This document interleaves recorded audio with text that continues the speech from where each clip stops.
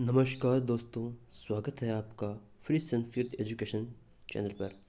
तो दोस्तों, आज हम संस्कृत साहित्य का सामान्य परिचय पढ़ने वाले हैं, जो कि संस्कृत की सभी प्रतियोगी परीक्षाओं में पूछा जाता है।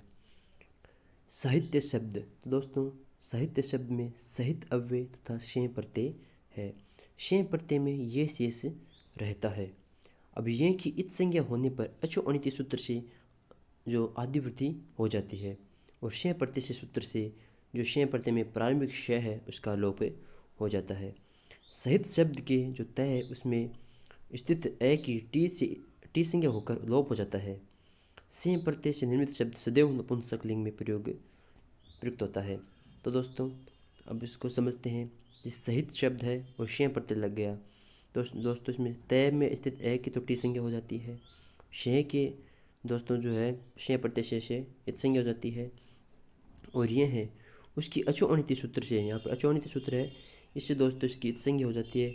इसके कारण यहाँ पर सहित में जो आगे मात्रा लग जाती है आदि वृद्धि हो जाती है, तो साहित्य बन जाता है। और ये शेष बचता है शें प्रत्यय का, तो नपुंसकलिंग भाव में मैं लग जाता है और साहित्यम शब्द निष्पन्न होता है। इसके बाद दोस्तों, अब साहित्य क्या है? तो दोस्तों, हित से युक्त काव्य साहित्य। जी हाँ दोस्तों, ये परिभाषा है। हित से युक्त काव्य साहित्य, हितेन युक्त काव्यम साहित्यम। साहित्य में लोक कल्याणकारी, मनोरंजनदायक तथा हितोपदेश भावों का ज्ञान होता है।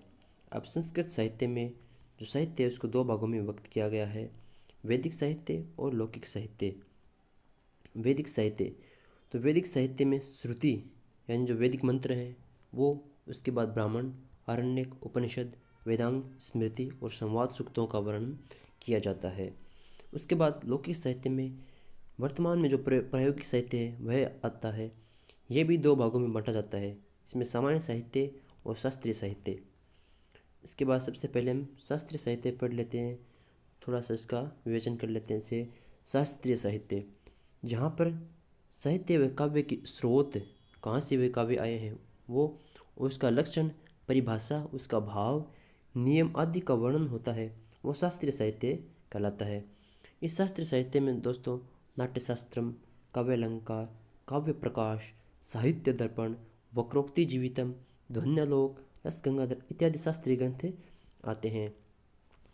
इसके बाद जो सामान्य साहित्य है उसमें वाल्मीकि रामायण। जी हाँ दोस्तों, जो सामान्य साहित्य का प्रारंभ है वो वाल्मीकि रामायण से होता है, और वाल्मीकि रामायण से लेकर वर्तमान तक जो अभी चल रहा है वो साहित्य लौकिक साहित्य का भाग ही कहलाता है।